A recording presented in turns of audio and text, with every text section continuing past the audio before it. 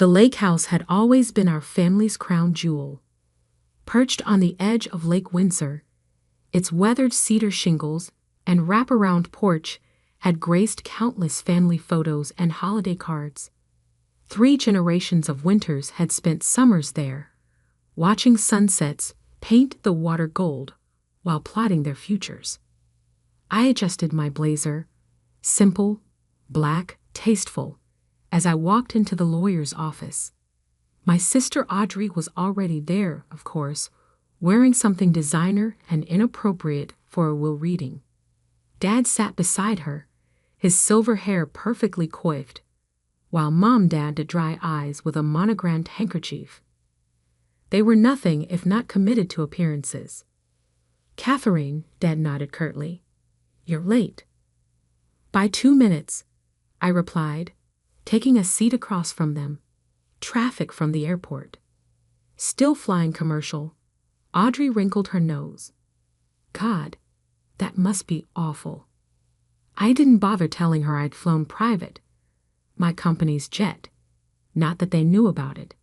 They all thought I was still struggling along at my little tech startup, trying to make it in a man's world. That's what Dad always called it, usually while suggesting I come work for him instead. Mr. Davidson, the family lawyer, cleared his throat. "Now that everyone's here, we can begin." He adjusted his wire-rimmed glasses, shuffling papers importantly. "As you know, we're here to discuss the distribution of assets following Harold Winter's retirement." "Semi-retirement," Dad corrected quickly. "I'm just restructuring things." "Right, because having a stroke last month and being forced to step down was all part of his master plan. Of course," Davidson continued smoothly, "the main item of discussion is the distribution of property, specifically the Lake Windsor estate." Ah, there it was, the real reason for this meeting. The lake house had been in our family for generations, passed down from father to son until my grandfather had the audacity to only produce my father, who in turn had the misfortune of having 2 daughters. "I've given this a lot of thought," Dad began, using his CEO voice, the one that had terrorized boardrooms for 30 years. "The lake house is a significant responsibility. It needs someone who understands its heritage." I bit back a smile. Heritage. That's what he called the country club memberships, the summer yacht parties, the careful cultivation of the right sort of connections. Never mind that the property had been mortgaged to the hilt 5 years ago when his company hit troubled waters. Waters he'd refused to see coming. "Therefore," he continued, "it's decided. Audrey deserves the lake house more." Audrey preened, already mentally redecorating. Mom sniffed appropriately into her handkerchief. "After all," Dad added, looking at me, "you're so busy with your project in the city. You wouldn't have time for the responsibilities of maintaining such a property." My project, my rapidly growing tech company that had revolutionized artificial intelligence in healthcare. The one that had made me a billionaire before 40. Not that they'd bothered to read any of the business news articles about it. Besides, Audrey smirked, I practically live there already.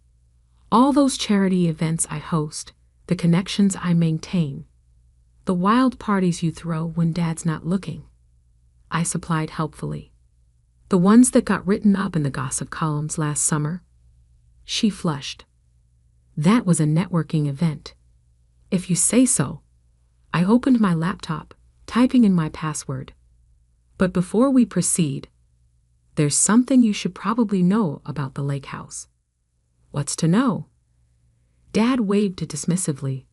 I'm giving it to Audrey. The decision's made. Actually, I turned my screen around. You can't give away something you don't own. The property records filled the screen. Clear, official, undeniable. Owner, Catherine Winters, as of 5 years ago. What? What is this? Dad's face went from confident to confused to alarming red in seconds. Property records, I said calmly. From when the bank was about to foreclose. Remember that summer, Dad? When the company was in trouble and you'd leveraged everything, including the lake house? Mom's handkerchief dropped to the floor. Audrey's perfect mouth hung open unattractively. That's impossible, Dad sputtered. The bank. We worked something out. No, Dad. I worked something out.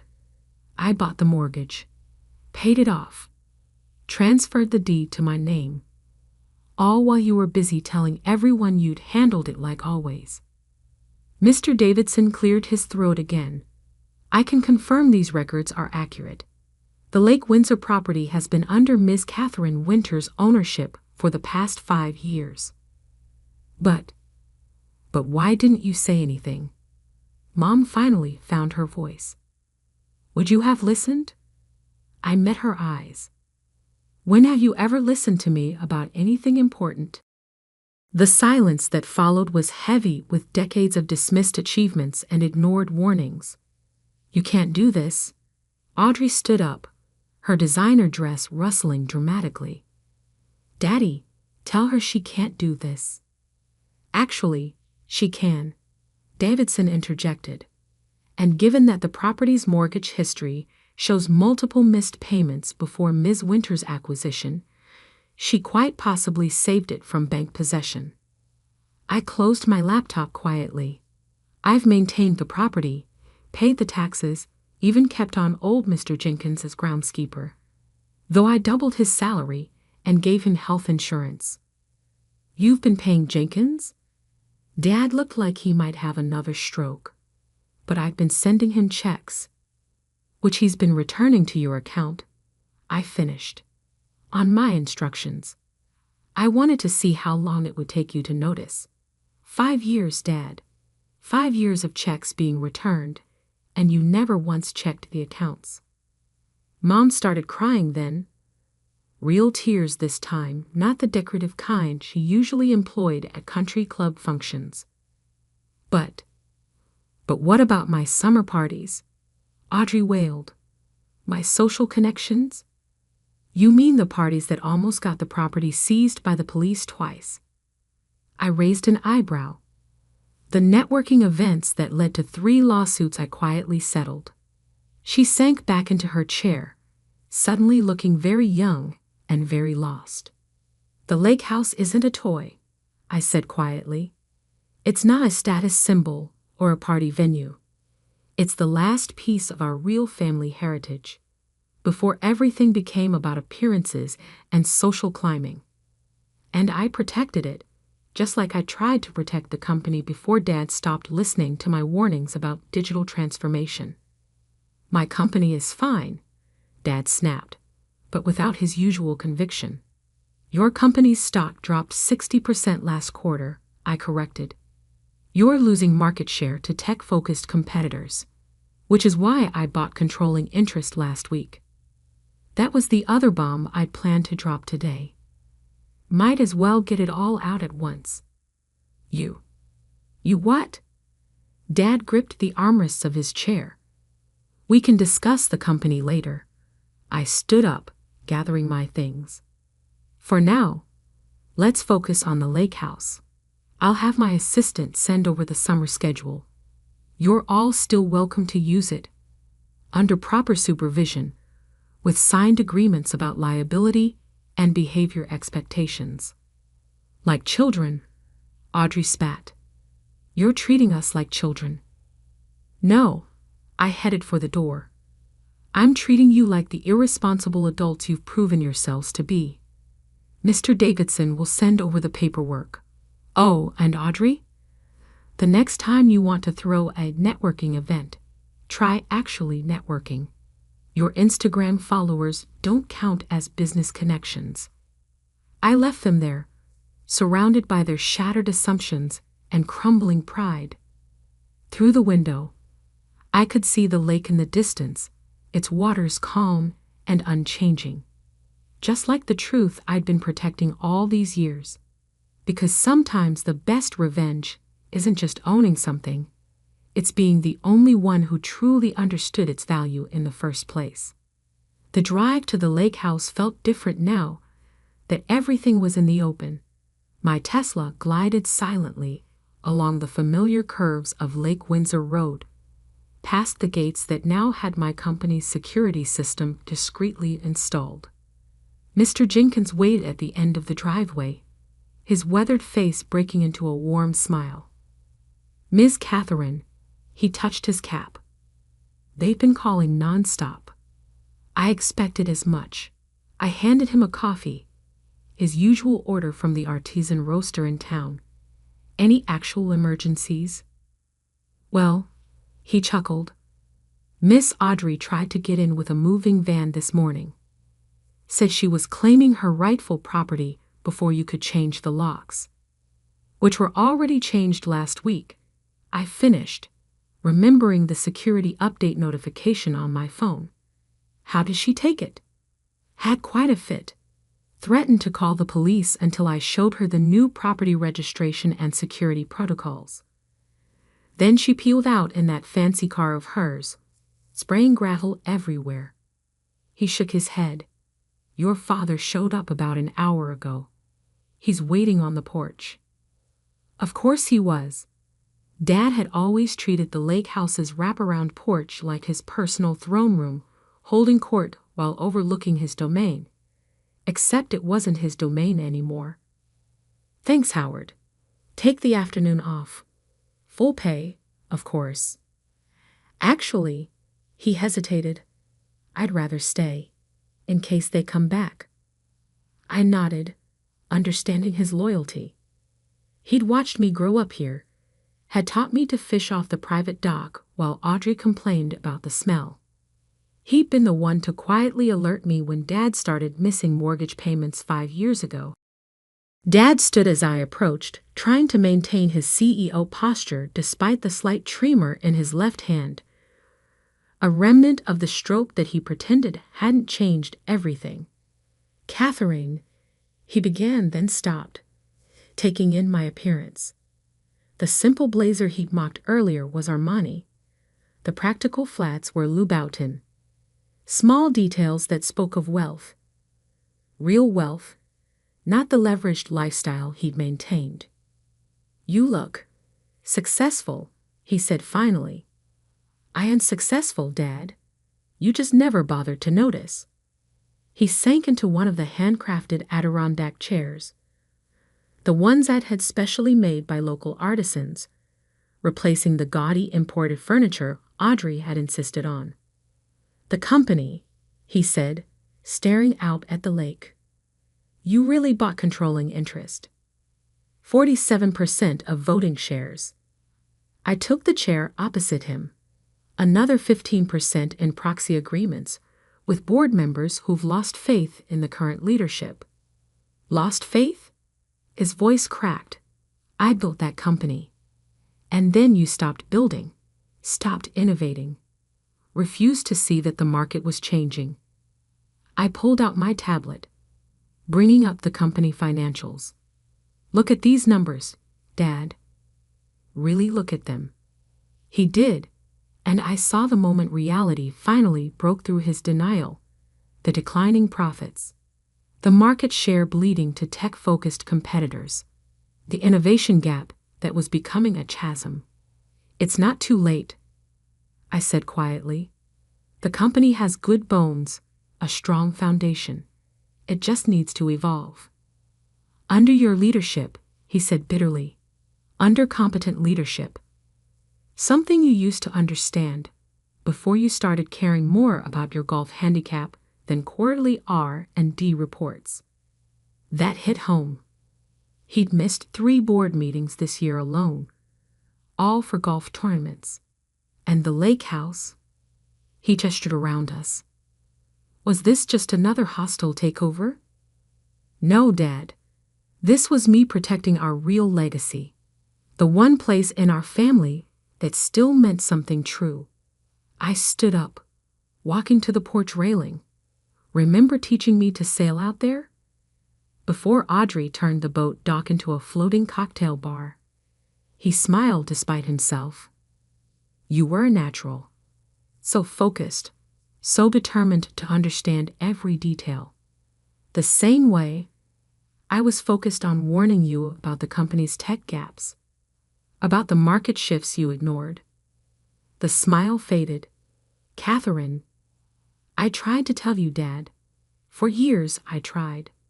But you and Audrey were too busy playing aristocrats to see what was happening. The missed mortgage payments, the declining market share, the competitors eating away at your core business. So you just took over? Secretly bought everything out from under us? No, I turned back to face him. I built something of my own first, made my own fortune, my own name. Then I protected what mattered while you were busy pretending nothing needed protecting. My phone buzzed, a notification from the security system. Audrey's back. With Mom this time. The Mercedes swept up the driveway moments later, gravel crunching under expensive tires. Mom emerged first, still dadding at her eyes. Audrey stormed up the steps, designer heels dangerous on the wooden boards. Did you change the dock access codes too? She demanded.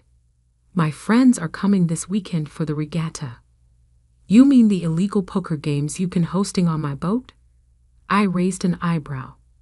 The ones that violated 3 state gambling laws. She deflated slightly.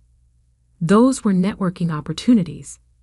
They were stupid risks that could have cost us everything. Again, I pulled out another tablet, bringing up surveillance photos. Like these little gatherings? The ones with certain controlled substances being passed around. Mom gasped. Audrey went pale. I've spent 5 years protecting this property, I continued. From bank seizure, from police raids, from your networking disasters. And now, I gestured around us. Now it's going to be what it was always meant to be. A family legacy, not a party venue. But it's summer. Audrey wailed. The social season is canceled. I finished. At least your version of it. The lake house will still host events. Charity fundraisers. Real ones, not tax write-offs. Environmental symposiums. Youth sailing programs. Sailing programs? Dad looked up sharply. Like the ones you used to run. I nodded. Before everything became about status instead of substance. Mom sank into a chair, looking around like she was seeing the place for the first time. The carefully maintained gardens. The historic architecture preserved instead of modernized. The subtle security systems protecting it all. You've been maintaining everything, she said softly. All this time. Someone had to, I replied. Someone had to remember what this place really meant. Audrey opened her mouth, probably to protest again, but a commotion from the driveway interrupted her. A group of kids, maybe 12 or 13, were piling out of a van marked Lake Windsor Youth Sailing Academy. Right on time, I checked my watch. The first class of the summer program. Summer program? Dad stood up, watching the kids excitedly pulling on life jackets. You're really teaching kids to sail? Yes, starting with those who could never afford lake access before. I smiled at Howard, who was already heading down to help with the boats. Some things are worth more than social status, Dad. Some legacies are about more than just money. The kids' laughter carried across the water, bright and real and full of possibility, just like the lake house used to be, before we all grew up and forgot what mattered. You can stay, I told my family. Watch what this place is supposed to be. Or you can leave and keep pretending nothing's changed. Your choice. Because sometimes the best revenge isn't just taking control, It's restoring something to its true purpose, even if others have forgotten what that purpose was. 3 months after the revelation at the lawyer's office, Lake Windsor sparkled under a perfect summer sunset. The sound of children's laughter mixed with the gentle lapping of waves against the dock, so different from the thumping bass of Audrey's parties that used to echo across the water. I stood on the porch, watching the last sailing class of the day return to shore. Howard Jenkins supervised as the kids properly stowed their gear, teaching them the same respect for equipment and tradition that he'd once taught me. "They're good kids," a familiar voice said behind me. "Quick learners." I turned to find Dad watching the scene, leaning slightly on his cane, a concession to reality he finally accepted after the second minor stroke scare. "They appreciate the opportunity," I replied, unlike some people who took it for granted. He nodded slowly, lowering himself into one of the Adirondack chairs. "Like I took the company for granted?" That was new. Dad admitting mistakes wasn't exactly a family tradition.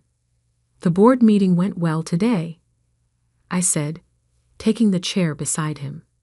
"The tech integration plan is ahead of schedule." "So I heard." He managed a small smile. "The stock's up 30% since you took over. The same analysts who used to kiss my golf shoes are now calling you a visionary leader." "Funny how that works." "You know," he turned to face me, "I actually read your original proposal. The one you sent 3 years ago, warning about our technology gap." "You mean the one you dismissed as unnecessary panic and feminine overthinking?" He flinched. "I was wrong. About everything. The company, the lake house. You." Before I could respond, the sound of tires on gravel announced another arrival. Audrey's Mercedes pulled up, but something was different. Instead of her usual designer outfit, she wore simple business casual. Her hair was pulled back practically, and she carried a laptop instead of a designer bag. "Sorry I'm late," she called out, hurrying up the steps. "The coding class ran over." I raised an eyebrow. "Coding class?" She flushed slightly. "After you. After everything, I started taking some courses. Thought I should understand what's actually happening in the company instead of just planning parties." She paused. "The instructor says I have a knack for user interface design." "She does," Dad confirmed. "Been helping the tech team make the new systems more user-friendly. Turns out all those years of social networking taught her something useful about how people interact with technology." I studied my sister, seeing her clearly for maybe the first time. The practiced artifice was gone, replaced by something almost genuine. "The summer program kids miss you," Howard called up from the dock. "They said you promised to teach them about digital navigation systems." Audrey actually brightened. "That's right. I brought the demonstration models." She hurried down to the dock, her practical shoes handling the wooden steps with ease. "She's different," I said quietly. "We all are," Dad replied. "Had to be. You didn't leave us much choice." Mom appeared from inside, carrying a tray of lemonade, not the fancy cocktails she used to insist on, but the same recipe Grandma used to make. "The foundation paperwork is ready," she said, setting down the tray. "The Lake Windsor Youth Education Fund. Full scholarships for sailing and technology programs." She smiled slightly. "I even convinced the country club ladies to donate." Amazing how interested in education they became when they realized you're now one of the richest women in the state. I took a glass of lemonade, watching as Audrey set up her demonstration on the dock. Kids gathered around her, genuinely interested as she explained how modern navigation systems worked. "You know," Dad said thoughtfully, "I never told you about my father, your grandfather, and how he got the lake house." He inherited it, I said. Like you were supposed to inherit it. No, Dad shook his head. He bought it. Secretly, while everyone thought he was failing in business. Built something new while the family thought he was embarrassing them. He looked at me. Sound familiar? I remembered the old photos in the library, the ones I'd actually studied while Audrey used the room for selfie backgrounds. Grandfather William, the one they called Wild Will, because he invested in automobiles when everyone else was still betting on horses. The same, Dad nodded. He waited until the perfect moment, then showed them all who'd really understood the future. He sighed. I forgot that legacy. Got caught up in maintaining instead of building. But you're more like him than anyone.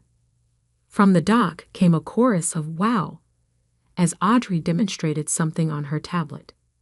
Howard stood nearby, smiling proudly at his newest batch of students. The fall program starts next week, I said. We're adding coding classes to the sailing lessons, teaching kids that technology and tradition can work together. Integration and innovation, Dad mused, just like what you're doing with the company. Speaking of the company, I pulled out my tablet. The board approved my new proposal. We're creating a heritage division, preserving the best of our history while building for the future. It needs a director. He straightened. Catherine, someone who understands both where we came from and where we need to go. Someone who's learned the hard way what happens when you stop innovating. I slid the tablet over. Interested? He picked it up with slightly shaking hands. You trust me, after everything? Trust is earned, I said firmly. Just like respect, just like success. You taught me that once, before you forgot it yourself. Mom appeared with more lemonade, just as Audrey's students broke into applause. The sunset painted everything in gold. The water, the dock, the familiar shingles of the house that had seen generations of winters learn, fail, and grow. I found something in the library, Mom said softly, pulling out an old photograph. From the day your grandfather bought the lake house. The picture showed William Winters standing proudly on these same porch steps, a subtle smile playing on his lips. Behind him, his own family looked on with mixed expressions of shock and dawning respect. History repeats, Dad said, looking from the photo to me. Only if we learn from it, I replied. Down at the dock, Audrey was wrapping up her lesson. The kids helped pack up the equipment, showing the same care Howard had taught me years ago. One young girl lingered, looking up at the house with dreaming eyes.